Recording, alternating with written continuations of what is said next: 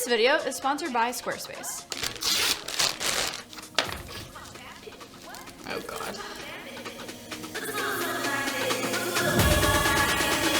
Girl boss. I bought all these $15 sunglasses off Amazon on what I think makes me look like a girl boss for the thumbnail of this video. This video is probably gonna flop, but it's an important video. It's an important end of the year video.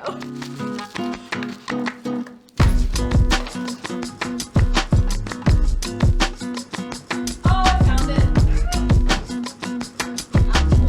My actual copy of Girl Boss.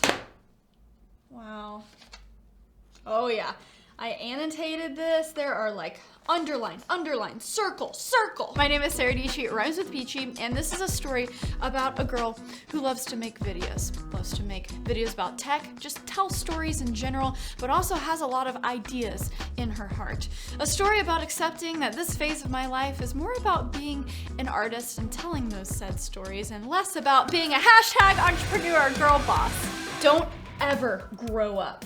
Don't become a bore. Don't ever let the man get to you. Okay, cool. Then let's do this. Girl boss for life. In retrospect, that's cheesy AF, but guys, I needed those words. It was 2015.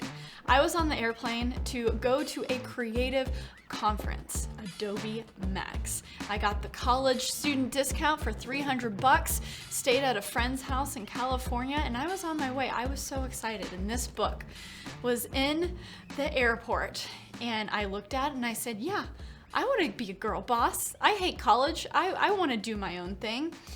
I'm not a big book reader. I like audiobooks, I like podcasts. When I tell you that I inhaled this book, it's not the hardest book to read, but I read this entire book on my 3-hour plane journey to California. Great entrepreneurs are like Indiana Jones. They take leaps before seeing the bridge because they know that if they don't, someone else will get that holy grail. That holy grail is yours for the taking.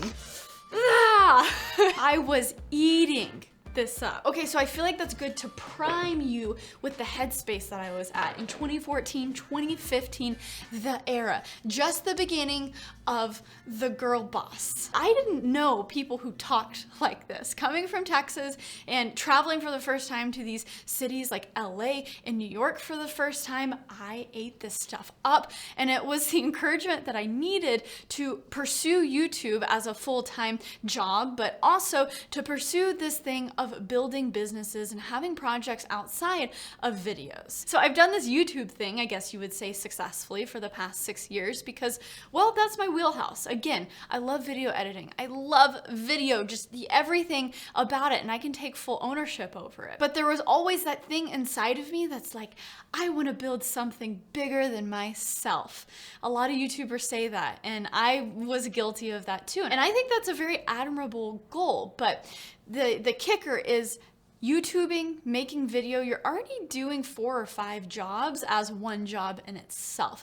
So adding on to that can be very overwhelming. And even though I've done a fair amount of that throughout my career, in the beginning, I would, get close to startups and I would say, hey, I'm gonna help you out here and you can either pay me or maybe give me some advisor shares, right? I'm gonna help you thrive in this creator economy and you just give me 0.25% of the company, right? I tried to do that a lot in the beginning of my YouTube career, and honestly, none of the startups took me seriously. So they took my influence, but then never gave me anything in return, which is kind of depressing. Learned my lesson there.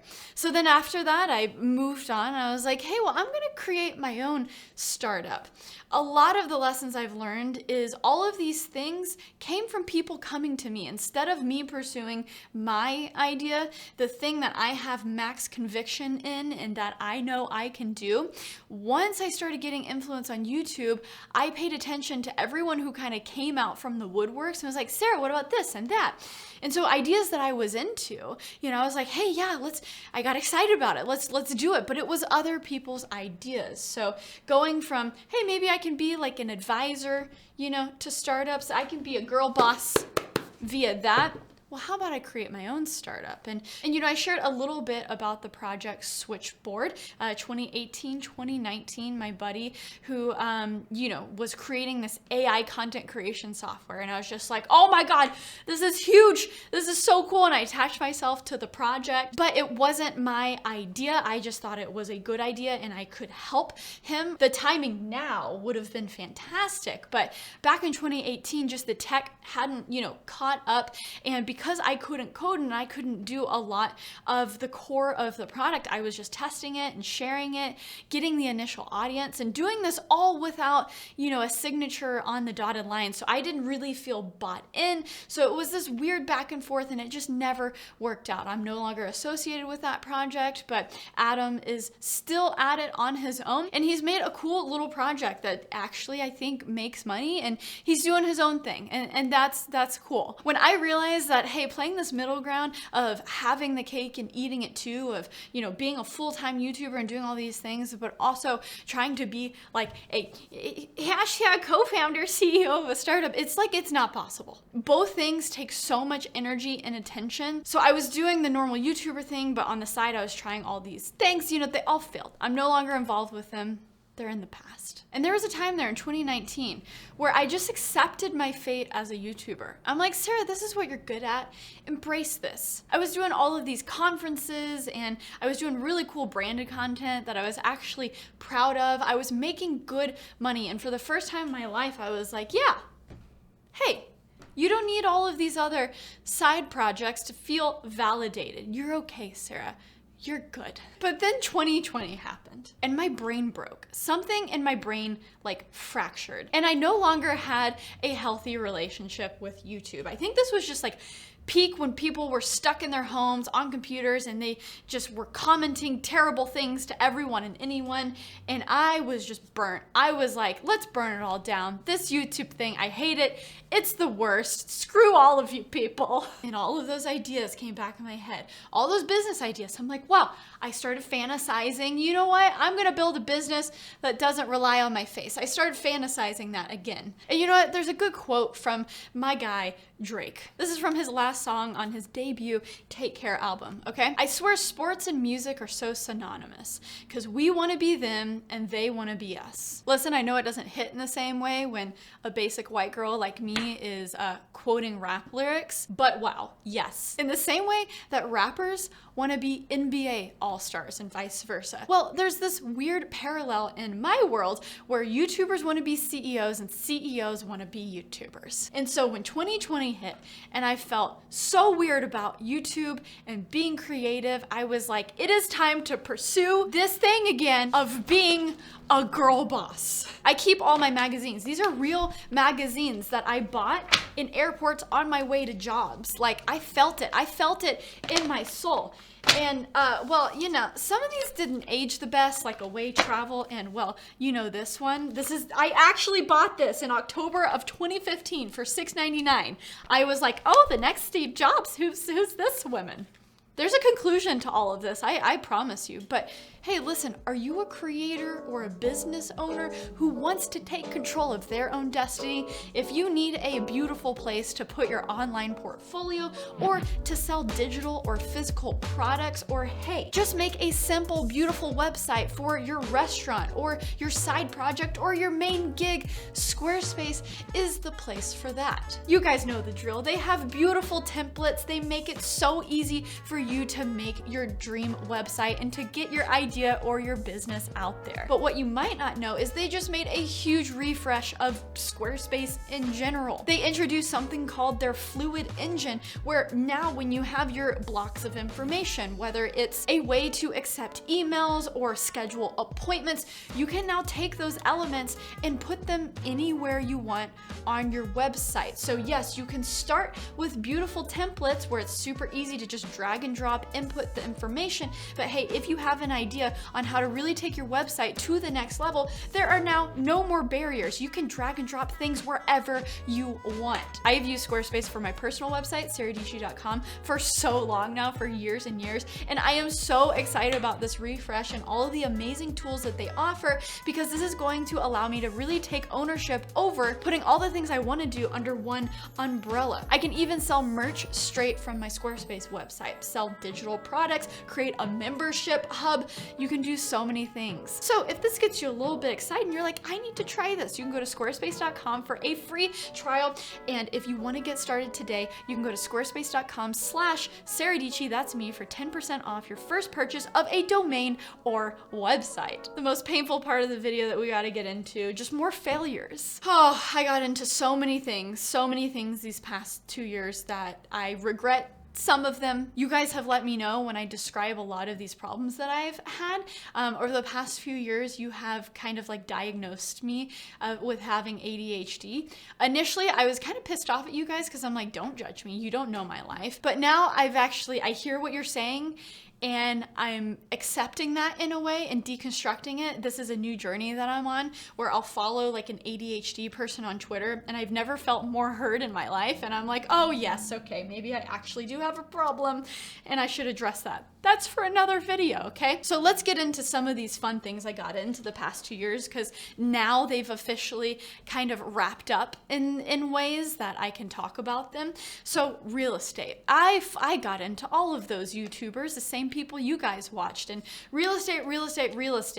You put it on a pedestal. We grew up watching HGTV. So when interest rates hit an all-time low a year and a half ago, perfect time to hop on that train, right? But for some reason, when we moved from New York City to Texas, the idea of a big old house scared us. I wish it didn't. I wish we could rewind the time and just buy a house with a backyard, but we didn't. We bought a condo. We bought a condo that had so many issues. I've already talked about this in previous videos, but drama with the HOA, issues with remodeling, issues with just the structure in general. The winter storm that happened in Texas, it just ruined everything. It was a nightmare. I hated it. So the responsibility of real estate, don't like it. At the same time, I opened up a photo video studio here in Texas called Blanco.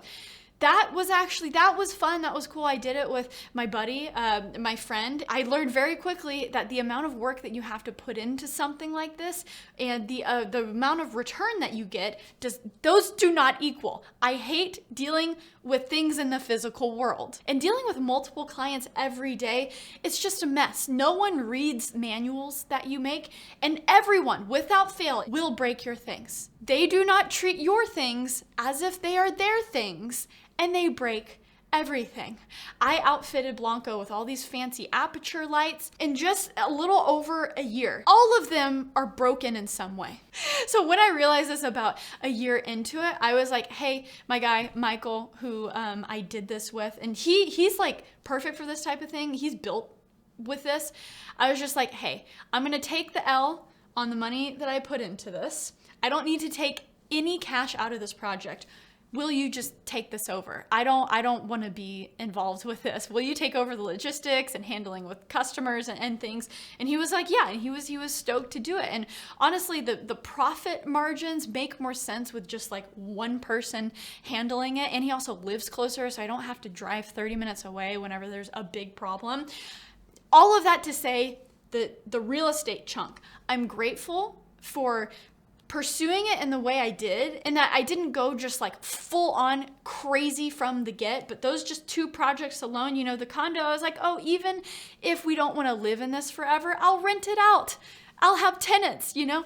No, I learned I don't even want to do that. So some of these things you have to do to learn it for yourself, but if I could save you the time, it is such a huge headache. All of these people on YouTube who are selling you the dream of like real estate this or real estate that, just pause, just take a pause. It is a massive headache, and there are already like so many old incumbents in this space that already have such a huge portfolio that you're kind of competing with, that if you're my age and you have this kind of unfair advantage in the digital space where you know how to create content, you understand these platforms in a unique way, that knowledge is worth so much more than you think. And at the same time, you can package them up in digital products and service-based agencies and things that are so much less of a headache than real estate. Just do that. I'm gonna have real estate people in my comments that are mad at me. That's fine.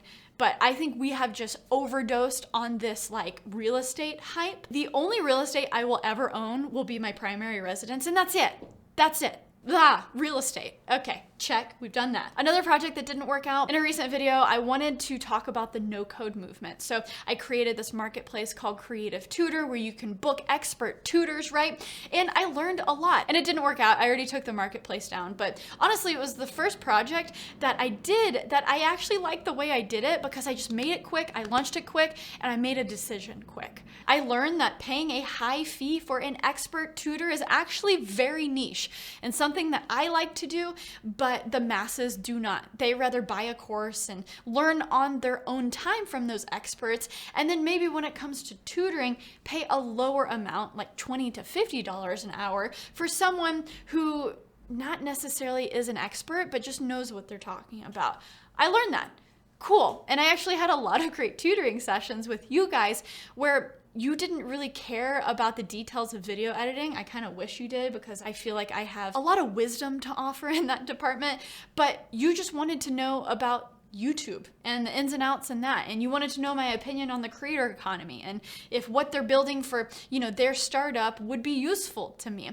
And it took on a life of its own that was more in the category of consulting and less in the category of tutoring. So it was kind of helpful in that, oh, okay, this is helpful for people. I'll probably put an option up on my Squarespace website at a ridiculous amount that no one should book. But if someone does have expendable income and they value my time at that high dollar, then sure, I'll do a couple consultations each month. And honestly, it was fun for me. So that's what I got out of that project. And I do learn more by doing than just sitting on my ideas. So that was helpful with creative tutor. Okay, the last thing. So far, I've been talking a lot about my hashtag girlboss fails because I feel like that's where most of the lessons happen. What about a hashtag girlboss win, right? Well, this past year, one of like 10 projects was Lab 22. And I built these awesome tech stands with Moment for your iPad and your phone and your headphones, just like really beautiful desk accessories that help your tech be more functional. And it was actually so cool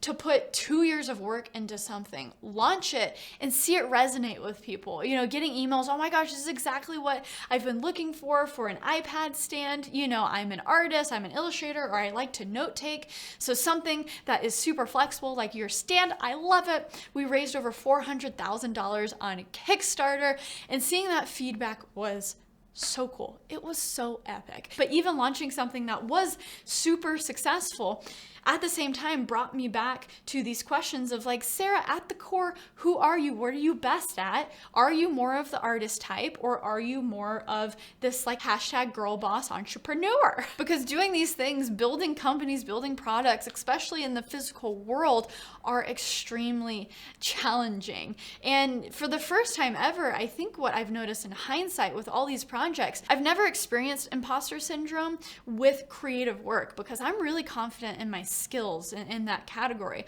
But whenever it comes to these side things, I never took full ownership of them. I always felt like I needed a partner who really knows how to do these things, right? Which, because these ideas are so big, is completely true. But I never like pared down some of my ideas and just tried to do them on my own, spearhead the project, and then hire people along the way to help me when push comes to shove, right? A lot of Lab 22, the design and engineering of it, I don't know how to do a lot of those things, so I need a partner who does to come along and help me with those things. But with that, you lose a lot of control, and a lot of control on how things roll out and the logistics of things. And I think what causes me the most stress is not having control. And I am at my most peace when I say, hey, okay, I have an idea, say for a video. I execute on that idea. I give it its best shot at success. I put it out into the world and the world says, hey, good job.